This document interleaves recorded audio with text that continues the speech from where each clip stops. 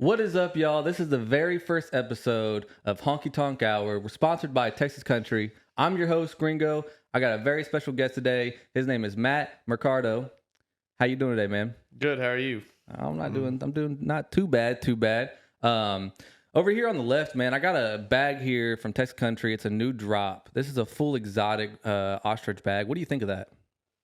I like it. It looks good. It looks real nice. Looks like something that I might carry around or something my wife might carry around. I don't know. Hey, so that's something that you would use on your daily life? I mean, it's pretty pimp.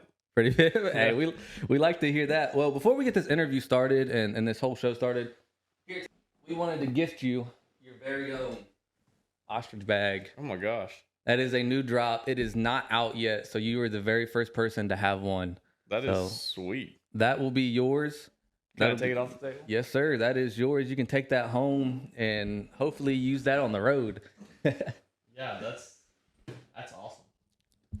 I'll check that out. So, Matt, tell us a little bit about what you do and a little bit about your life. Okay. I mean, my name is Matt Mercado. Y'all know that. 23 years old. I'm based outside of Houston, Texas here. And I sing country music. I guess you would consider it neo-traditional country music. Okay. The 80s, 90s, early 2000s type stuff. We're starting to play all over Texas here right now. Cutting music, so just trying to do the country music thing, I guess you could say. So, country music, that's big. That's big time. When did you know that you wanted to do country music, and like, how did you get into that? I've been singing for a long time. I guess I always kind of liked it growing up. My parents were both huge country music fans. They put us on a lot of country music. Me and my siblings as kids, we always listened to, George Strait, Alan Jackson, Keith Whitley, Daryl Singletary, all those guys growing up from really early on. And around 14, 15, I kind of picked up the guitar and I mean, I'd always loved the country music, but once I picked up that guitar and started picking at it a little, I was like, man, I want a part of this. This is awesome.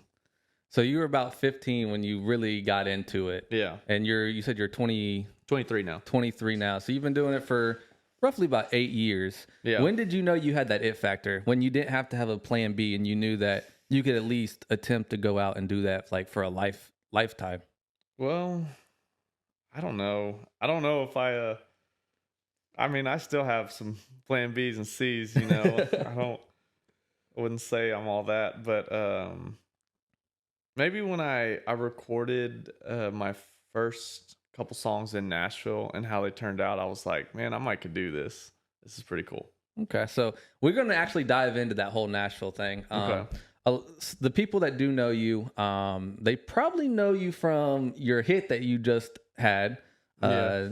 If you want to tell us a little bit about that song. Tell us how it came about, how it was created, and then the song name and everything. So that song, I Should Have Never Left Mexico, I actually wrote that when I was 16 years old on a ranch in Oklahoma. Oh, okay. I mean, not what you expect for that song. Not right. with that song. Right. So, a little background on the song. I actually, at one point, my whole family on my dad's side is from Monterrey, Mexico. Okay.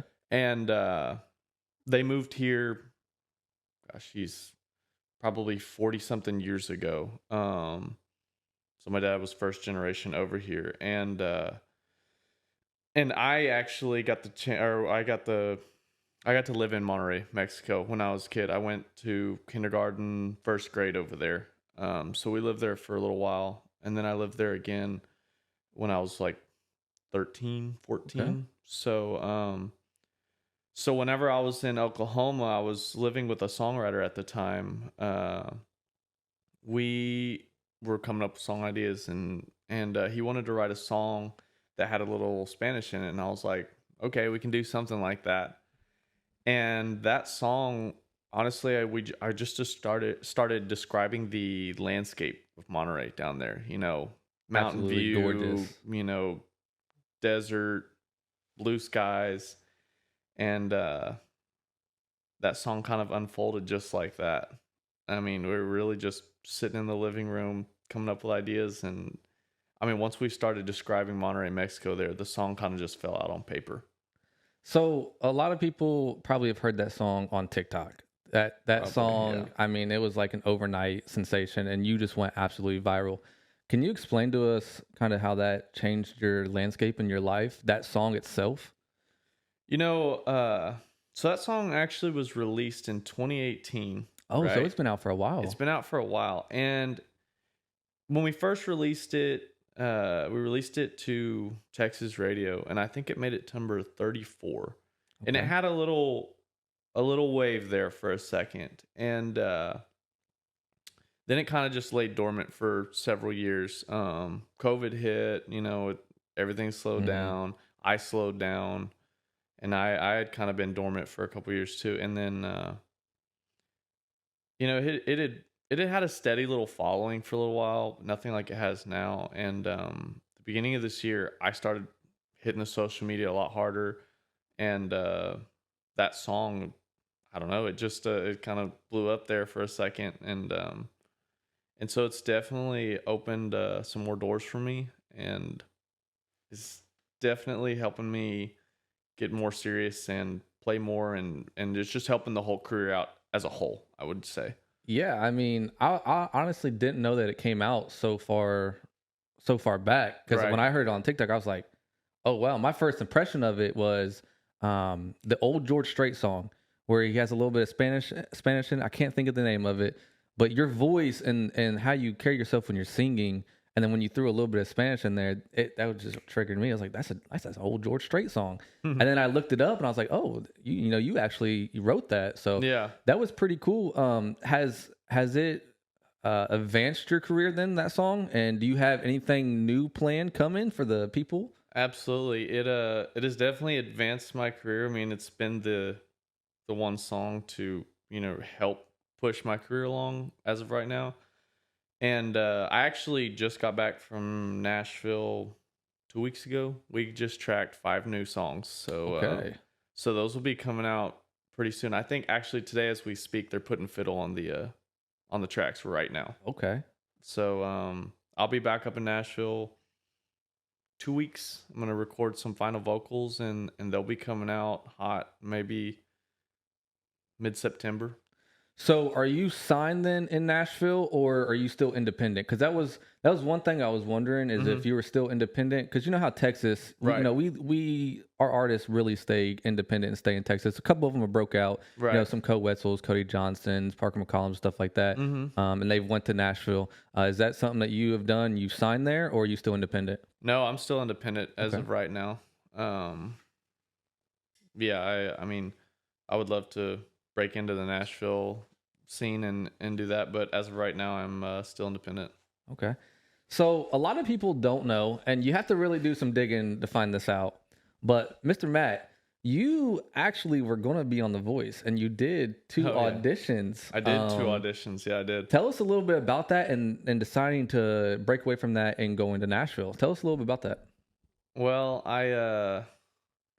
so I auditioned here in Houston for the first time. I haven't talked about this in a while. I auditioned here in Houston at Minute Maid Park there. Well, now it's Dyken Park, I guess. It's still the old juice box. Right. And I think there was like 10,000 people there auditioning that day. It's crazy. They take you into all the suites, and with a group of, I think in groups of 5, I believe. And you have to sing, I think it's like 30 seconds maybe, a cappella, just belt it out right there in front of one of these judges, or whoever's passing you the next audition. And I actually sang "It Just Comes Natural," George Strait.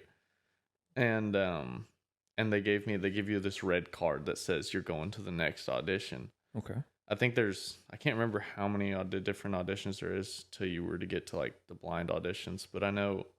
So I got that red card. That was cool.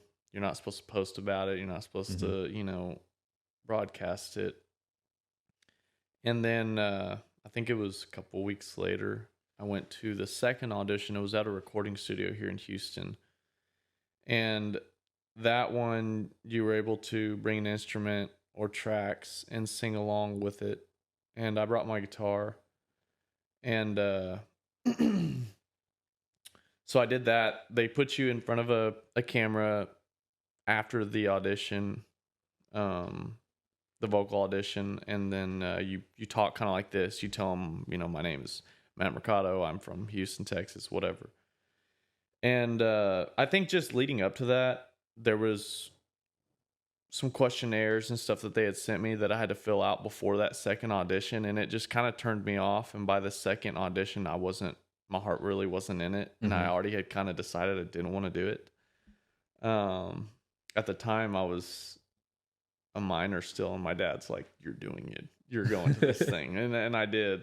But yeah, I think just in between the first and second audition, I just kind of I just didn't love the process the way they were going with it. Yeah, with it. So did Nashville reach out to you, or did you reach out to them after you kind of weren't feeling the voice? I had some people reach out to me, and we started writing a bunch of songs, recording some music. That's when we recorded those first 4 songs. I Shouldn't Have Left Mexico. There's one called Back. There's one called When We Had Everything, and A Cowboy Like Me. That's a good song. Thank you. Yes, sir. And so they had reached out to me, and I lived up in Nashville for a year or so. We wrote a ton of songs in that year. And then at that point, that I was young. I mean, I was only 16 when I was up there. That ship just kind of fell apart on its own. And so I came back here to Texas for a little while. And that's where I've been until recently. I've been back and forth in Nashville again, recording some music, starting to write some more, and seeing where it goes. So since you've been in Nashville and you're getting to write a little more, obviously you get to meet people. Who is the coolest person you've met so far? Either a singer, songwriter, or just songwriter, or anybody that's kind of like a idol or something to you that you got to meet so far? So one of my favorite people that I've ever met, and I actually met him before I even went to Nashville, did anything. I met him when I think I was 15. I got to open up for Daryl Singletary in Vegas. I got a 15-minute set before he came on, just me and my guitar. And it was actually 4 months before he passed away. So I always consider myself very lucky to have met him. Got to open for him. He invited me on his bus before he went on. Super cool guy. In Nashville, I got to write a song with Wade Hayes. That was super fun. Great writer, great guitar player, and great singer. Explain to people how a song comes about. Because like with Boots here at Texas Country, we have the creative idea, and then you put it on paper, and then the boot comes, it's created. Then you have to do production for the boot to get it out to the people. So kind of explain us from the beginning of a song, like how all that goes about and how that's created. Well, I think there's a couple different ways. I mean, sometimes you start with a title and you kind of have an idea to the song. You start writing words around the title. You start writing a melody to it on your guitar. Sometimes you start with just playing a simple little melody on your guitar. And I mean, a lot of it, honestly, sometimes comes from joking around. You might sit there and say, I shouldn't have left Mexico, and then you have a song from that. You start playing it. So there's kind of a recipe to it, but there's also not. I mean, it just depends on what idea you have in your head or what comes first. I mean, like I said, you might sit there and play something on the guitar, and it sparks an idea, and it just kind of, it's like building steps, you just put one brick at a time. And I know because I have some friends that are in the country music industry, and they're down there in Nashville, and it's very, I don't want to say cutthroat, but it's very saturated. A lot of people are trying to do it. Is it hard to get in down there, or have you seen any complications from being from Texas? Because back in the day, Texas artists, Nashville, that was all at head, and now it's finally Right. starting to come together. I really feel like Cody Johnson was like that kind of breakthrough point that brought them Right. both together. But have you seen any complications or anything with being from Texas and trying to get in down there? I can't speak for everybody. Me personally, I haven't really seen any complications. I mean, there's always, there's different subgenres in country right now, and there's a lot of different ones. But I don't know. I really haven't. Everybody that I've been up there, I've talked to with. I mean, everybody's been pretty nice to me. So, like I said, I can't speak for everybody, but I think it's. I don't know. Everybody's been Pretty good and pretty nice. pretty nice. Yeah. Growing up in Texas, there's a big difference between Texas music, red dirt music, and Nashville music. Mm-hmm. You get a little more pop when you go to Nashville, and Texas is kind of more true. And the one thing I love about Texas artists is that we here in Texas we stand behind them 100%. Right. Can you tell your fans that have been here with you for the longest in Texas? Do you plan on staying that? Because you got that like 90s kind of traditional vibe to you, that George Strait kind of vibe. When you sing, are you going to stay that route, or do you plan on going pop, or are you going to stay to your roots, or how's that going to go? No, absolutely. I think that the feel to I Should Never Left Mexico, that 90s, that kind of vibe like you're talking about, I'm gonna stick with that. I love it. It's what I love to do. I think y'all like it, and thank y'all for all the support. I mean, it means the world to me, because you can't do you can't have a career, you can't do any of this without the support from the fans. So For sure. and I think I mean, that song is working for me right now, so I definitely think I will stay that course. Do you see or pay attention to trends? Because like I've kind of noticed within the last couple of years of country music that it's almost like that 90s vibe is starting to come back into country music. We got into that bro country, that kind of that toxic country, and now it's like we're starting to trickle back with some 90s feel. Zach Top was kind of leading the way with that. Do you pay attention to that stuff when you do music, or do you just stay true to your roots and you do what you do? I mean, absolutely, you pay attention to it, but I think I started recording music. What was that? Like we said, 8 years ago, 7 years ago, and I've kind of just done the same thing throughout the whole time. Before even this trend started, I was staying true to what I wanted to do, I guess you could say. Okay. In the music scene, I'm sure it's just like anything that you do in life. Have you got any idols or big names that have kind of like talked to you, given you advice, or anybody you want to talk about that has kind of helped you along the way that, maybe people don't know that and it's kind of like giving you the ropes or anything? I mean, I have some good relationships with some different people from Nashville, from here in Texas. I wouldn't necessarily say I have like that one good mentor, like that has helped me, shown me the ropes. Aaron Watson, if you're seeing this young man right here is the next upcoming artist from Texas, and I know you pay attention to it. Be a mentor, help him out. Well, I appreciate it.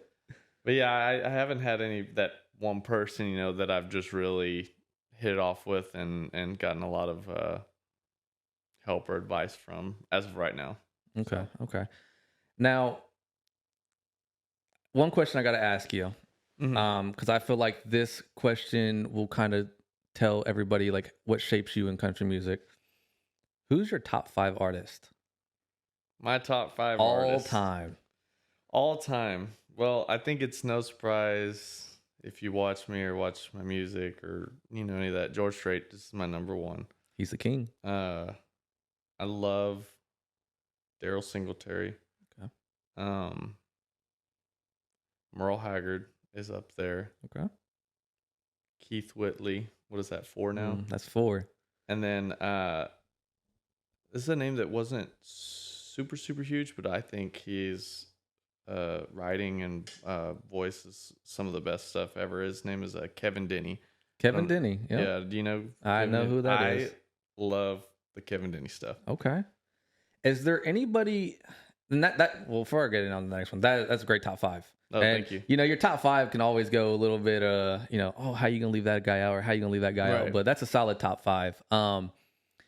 Is there anybody in the country music world right now that you just want to write with, that you wish you had the opportunity to write with, maybe do a song with, go on tour with? Is like there anybody in this field right now that you're just like, I wish?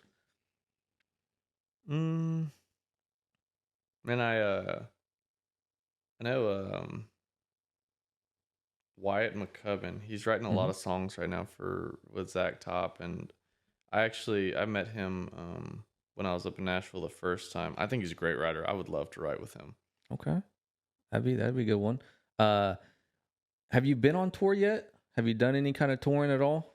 No, I've been playing, but I haven't had necessarily a tour yet. So we'll see what's next year. When might be there. Yeah. Who do you think the funnest person in country music right now would be to go on tour with? Like who you would just have an absolute blast with? Man, there's a lot. Everybody looks fun. There's a lot of people that look fun right now. Shoot, I don't know. Man, I want to hang out with everybody. Like I'd have like, let's try it out with everybody, and then I'll tell you who's the most fun. All right. Well, we'll circle back to another interview later on. You're gonna tell me who the most fun is. All right. One question. This might be a little controversial. You're from Texas. Mm-hmm. You know Texas Cowboys. You know what it's like to be a cowboy, and we're gonna get into that. You've been in Nashville. Okay. Have you seen a lot of fake cowboys and country out there? The difference is there a difference between Nashville, the 3 stars versus the 1 star? I think anywhere outside of Texas, if you're from Texas, you're gonna view everybody with a cowboy hat a little differently. Maybe if you're from here, I don't know. Texas is kind of its own thing, and they kind of stick together. So I would say, yeah, it's different. I'll say it's different. It's if you're from here, like I said, and you know what cowboys are, what they look like, what they do, then yeah, you might see it a little differently if you're somewhere else. Okay. Now people may not. This ain't gonna be out by the time it happens, but today, actually, later today, you have a concert at Moe's Place, which for people that don't know, Moe's Place is a very historical traditional spot here in Houston. A lot of the greats have went through there and played there. A lot of big names, from going from Cody Johnson all the way back to George Strait, I believe, way back in the day. What's it mean to play there? And is there any spot that you just love to play? Like, is that one place that you love to go to and play? Yeah, it's a fun place to play. I mean, if you've ever been to Moe's Place, on the front doors when you walk in, it's all glass windows and doors, and he's got stickers of everybody's name that's played there. And you look on that wall, and it's almost every name you can think of in country music. So it's always pretty cool to play there. It's good atmosphere.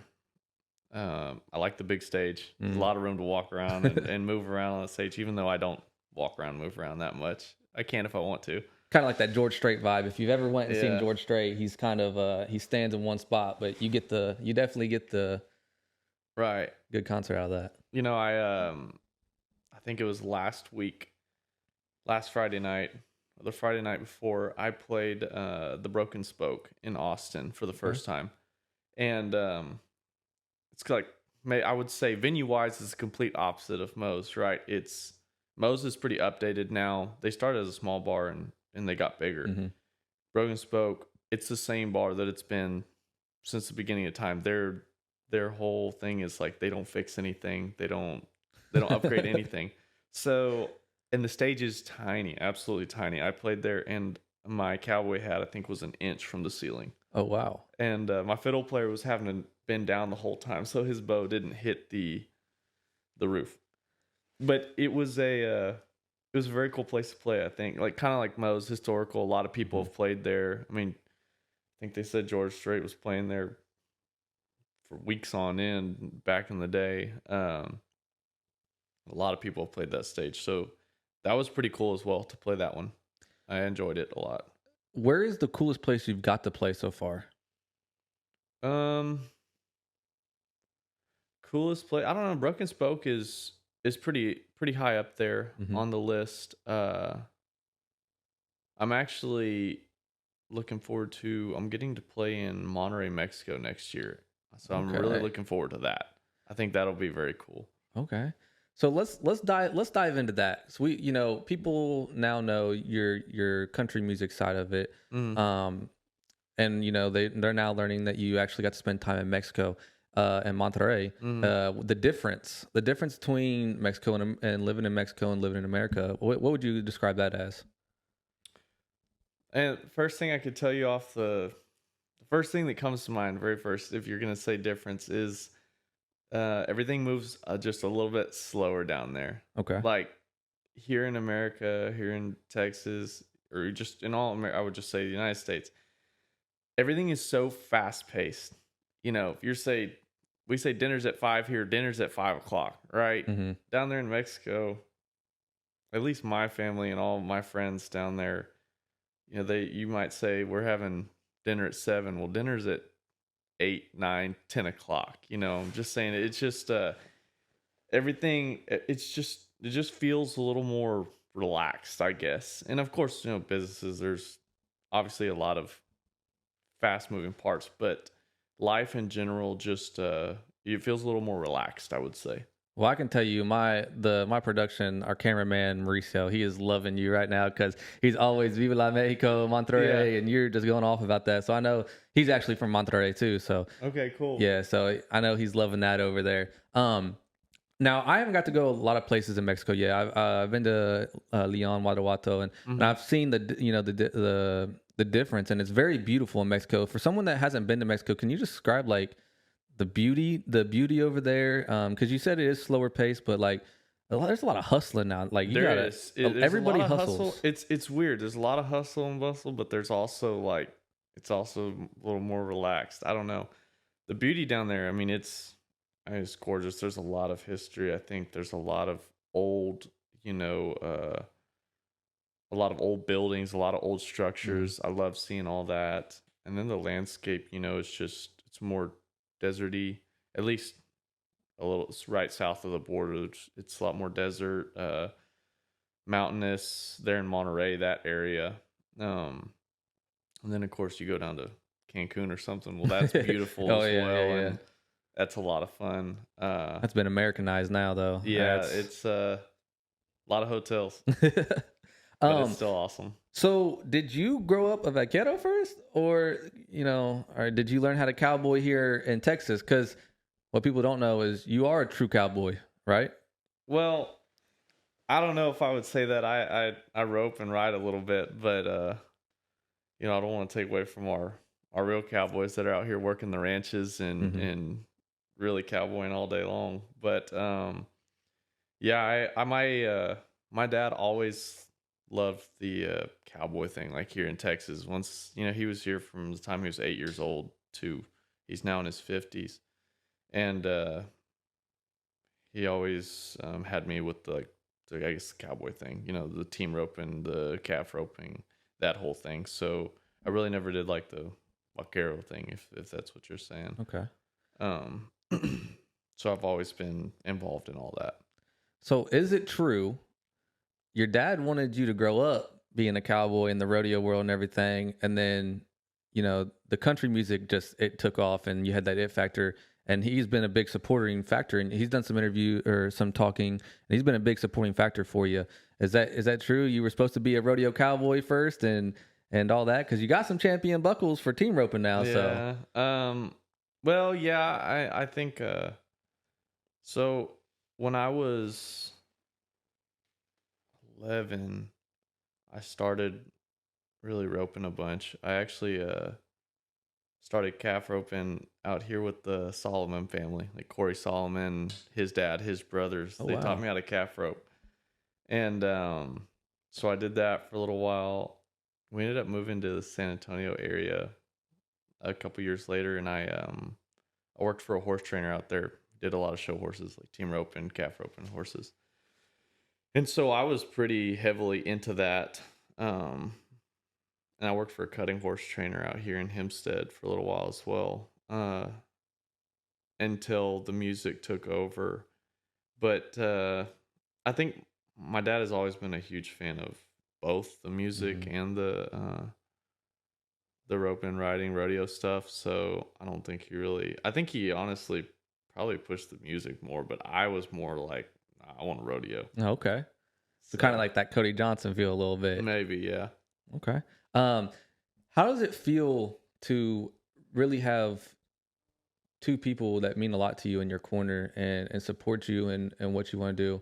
Well, three, because you're married, so your wife too. Like, how does that feel to really have people in your corner and support you with what you want to do, and how does that drive you to continue on and really try to make it?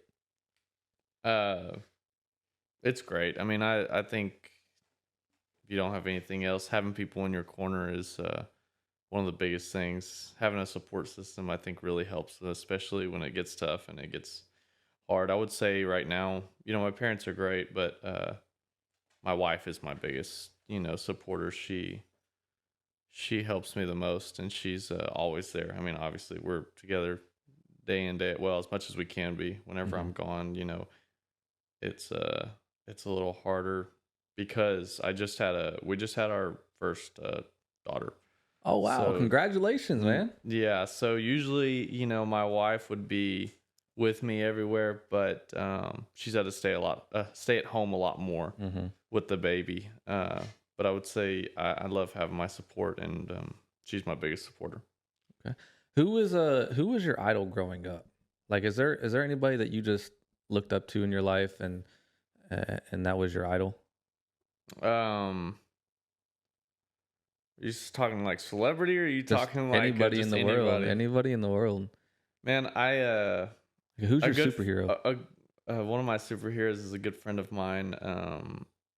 He is that horse trainer I worked for. His name is AJ Garcia. He goes by Porky. Okay. And yeah, I've always looked up to him a lot. He taught me a lot. He's a big part of my life. So I would say that's one of my superheroes. Did the horse world shape your life differently? Absolutely. Yeah. I think I honestly don't know. I mean, it's a big part of my identity. I don't know what I would be doing right now if that wasn't there, with everything else I do. I mean, I lived and breathed and ate horses.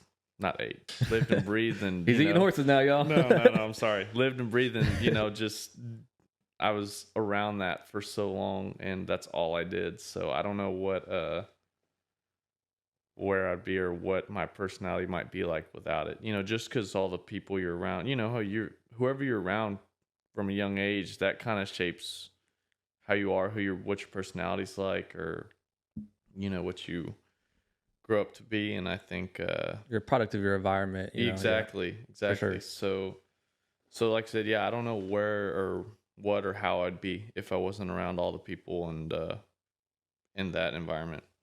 So we know, even though you're being modest, you're a true cowboy. I mean, you've been in the horse world, you've been in the rodeo world, you got that under your belt. You're a country artist, you're doing great, and big things are to come for you.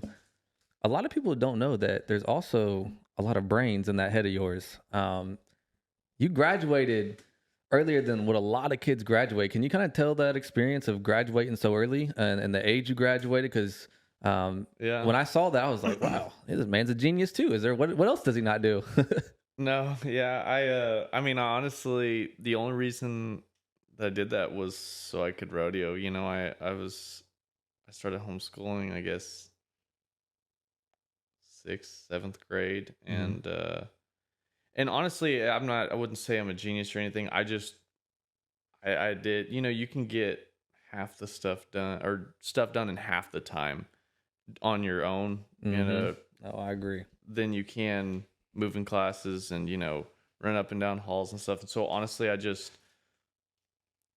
got stuff done in half the time. And then you were able to work because you live on a ranch, correct? Or at least a farm? No, I mean I have a couple acres right now. Yeah. Okay. So, back then you were able to go to school, get that done half time, and then do what you needed to do. Exactly. And in school, I do feel like there's a lot of, I don't want to say wasted time, but there's a lot of downtime that right? you not necessarily there. Would you say homeschooling is better than public schooling? I don't really necessarily have an opinion on it. I mean, I think for what I wanted to do, because at the time that I was doing that, that's when I was working for these horse trainers and stuff. It worked for me. I don't think it works for everybody. My siblings, they all ended up, because they convinced my parents to let them homeschool them, at the same time. They didn't want to go to school. Well, they all went back to school and they all finished high school, and so I don't know. It depends on what you're doing, I think. Yeah, I agree with that. Especially if like you want to go to college to be like an accountant or lawyer or something like that, you kind of probably need to. Yeah. Yeah, I get that. What is a 5-year plan for Mr. Matt? What is your goals for the next 5 years? You got any goals or anything? Absolutely. A lot more music to come is one of them. I recorded, like I said, 5 new tracks here recently, so those will come out, and I want to be looking to put out my first album, within the next couple years, or even, I mean, as soon as next year, maybe, if we can. Okay. I'd love to jump full time, because right now I'm still working and doing some construction stuff on the side. And so within the next year or two, I'd love to be, or faster than that, yeah, within the next year, 6 months, I'd love to be full blown music all the way.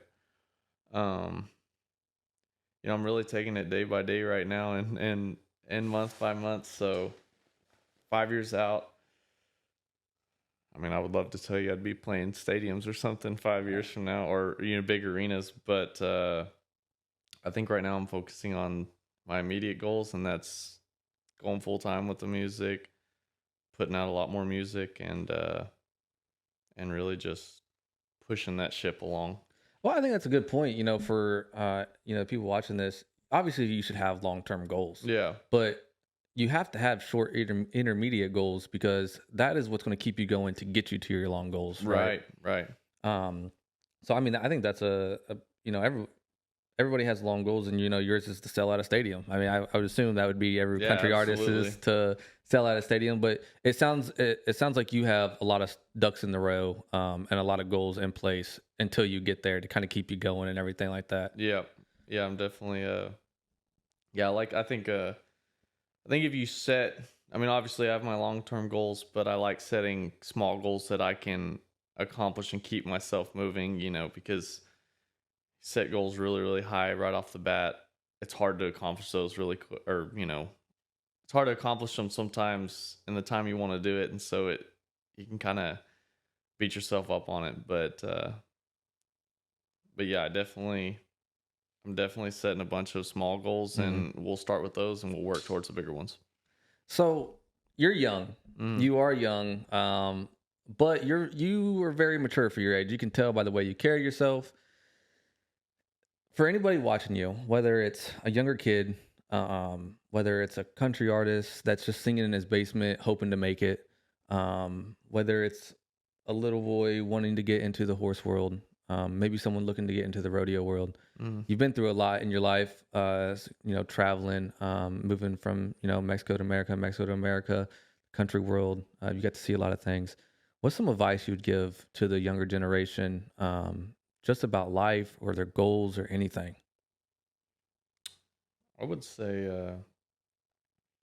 I guess really, if you want to do something, like it's the rodeo, or if it's music, or you want to learn the guitar, like, don't wait, I guess. I mean, if you people tell you you're too young or whatever, just dive into it and do whatever it takes to learn it, to make it happen, to go after it. Because I think the longer you wait and the longer you put stuff off, or you say, oh, I'm going to do that, I'm going to learn it, but not right now, it just keeps getting put off and put off and put off. And then you might find yourself have never done it.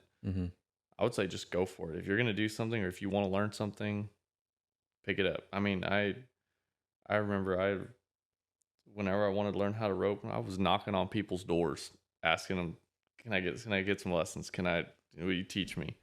So I would just Well, go back for in the it. day, that was normal. Now you Yeah. might get. Now Yeah, you might get. now- I don't know. Yeah, maybe you maybe message them on Instagram or something. Now, Did you see that TikTok of that little boy ding dong ditching? Mm-mm. Back in the day, you'd go around and you ding dong ditch. Yeah, I did it. This little boy, he was going up to ding dong ditch, and there's how everybody has those Ring cameras now. Yeah. Well, he went to go do it, and they saw him. He was like, "Oh snap!" And he was like, "I'm sorry, my dad told me to ding dong ditch." And they're like, "Your dad told you?" And then the dad yells at the son. He's like, "What are you doing?" And the kid goes, "I got caught." He's like, "Run, stupid!" And then all you see is the dad start running. So he was out there with the son. But back in the day, that was normal. If you wanted something, I played baseball growing up. Yeah. And so we always had a travel ball. We always had to sell those candy bars. Right. And you were out there. It didn't matter how much you walked. You were knocking on every door. Hey, will you buy this? Hey, will you buy this? Absolutely. Now, I don't know. Yeah, I don't know. But like I said, maybe it's blowing up their Instagram DMs or something. I don't know. I'm not saying go blow people's phones up, but if you want something, just chase it. Figure out a way to make it happen for yourself. For sure. And I understand, from my understanding, and I could be wrong, Texas Country is opening their first boutique this month. Yeah. Later this month, or the beginning of next month. It's coming up in the next couple of weeks. Tentatively, yeah. And from my understanding, you're going to be opening up there. Yeah. Doing a little acoustic. Yeah, we are. Okay. How's that feel to how did you come about to find out about Texas Country, and how did that all come about? Larry over here, he reached out to me and we started talking and here we are. I went and got some boots and so now I'm here talking to you. Yeah, when Larry hit us up saying, "Hey, I got this guy," I was like, yeah, let me talk to him, because I've seen his videos. I was like, and he seems chill. So you got a golf shirt on. You golf too? Yeah, I like to play a little golf. Like to play a little golf, yeah, man. We're gonna have to get out there and go shoot 9 or 18 holes. Yeah, let's do it, man. Well, I wanted to say thank you for taking your time. I know you're a busy man. Family, work, music. I have one ask, is when you make it big, you go get signed with Nashville, don't give up the cowboy hat. Oh, absolutely. Stay true to those Texas roots. Don't give up the cowboy hat. And man, I really appreciate you coming out here and being the first person on our podcast. And we plan on having many more. So hopefully we'll have you back in the future. Yeah, man. Thank y'all for having me, especially for y'all's first one. I'm honored. Well, we hope you enjoyed the bag. And hopefully it goes with everything else you got going on. This is the first episode of Honky Tonk Hour. We will be back. We'll see y'all then.